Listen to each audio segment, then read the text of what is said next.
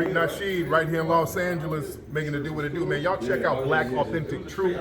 Get some real good game on YouTube. Black Authentic Truth, man. Check it out, man. Real good information. To say, like, when it comes to my channel is rated T. Rated T. You understand? What is rated T? Rated Truth.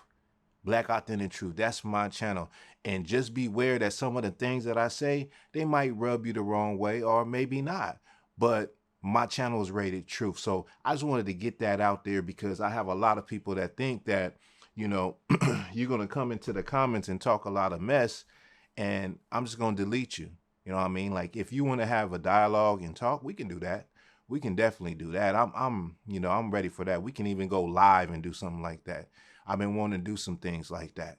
So be aware that this channel is rated Truth. And without further ado, I want to talk about T.D. Jakes and the Black Christian Church. Now, recently, there's been some allegations that have came out about T.D. Jakes.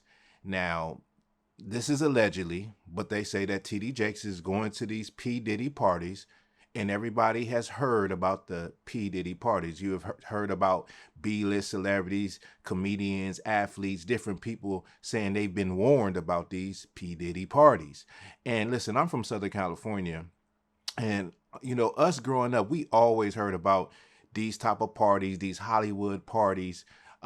This is not new. This stuff has been going on since the 1920s, where they have these swinger parties, these flapper girl parties, these parties where it's just full of drugs and all kind of sexual deviancy going on. It's nothing new. The problem is that T.D. Jakes is supposed to be a man of integrity, of dignity, of honor, a God-fearing man, a godly man. You know, he's a pastor.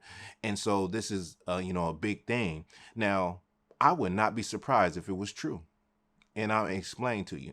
Now, when it comes to the Christian church, there's always been scandals, particularly sexual crimes. Those type of scandals have always been in the Black Christian church.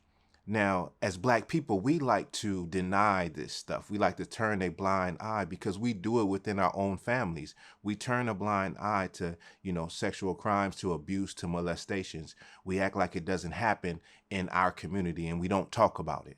And so it's no different in the Black Christian church, which is supposed to be the epitome of Black society. It's supposed to be the leadership and have the class and the integrity and hold all of those, things, attributes of the Black society, of Black people. And so when you look at pastors and stuff, these are supposed to be people that are leading and showing Black people how to live and how to make good decisions. But when you look at our communities are destroyed, and there's a Black Christian church on damn near every corner in that community where you have drugs, you have, all type of crimes going on, and us hurting one another, and more importantly, hating one another.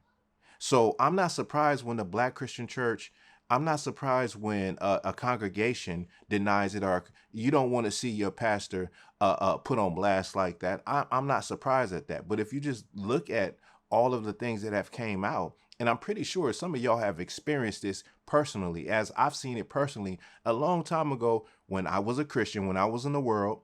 And I seen a scandal with a deacon where he actually got a girl underage pregnant in the church. I've also seen where a pastor had 10 women on the side, and it was a big old thing in the church. So I seen the scandals and the sexual deviancy in the Black Christian church.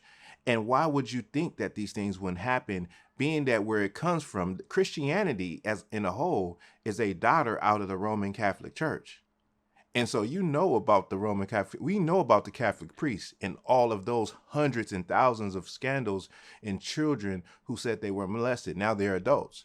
We know about the boarding schools, the Indian boarding schools, where people still living today said they were molested in those boarding schools. So none of these things actually surprise me, because when I look at the Black Christian church, what I see is effeminate men, and I see a place that caters to women, and I see a place that speaks lip service and does a lot of things on the outward appearance, but they don't do what's actually in the scripture. So I'm not surprised that these scandals and these things happen within the Black Christian church. It's just sad that this is supposed to be the leadership.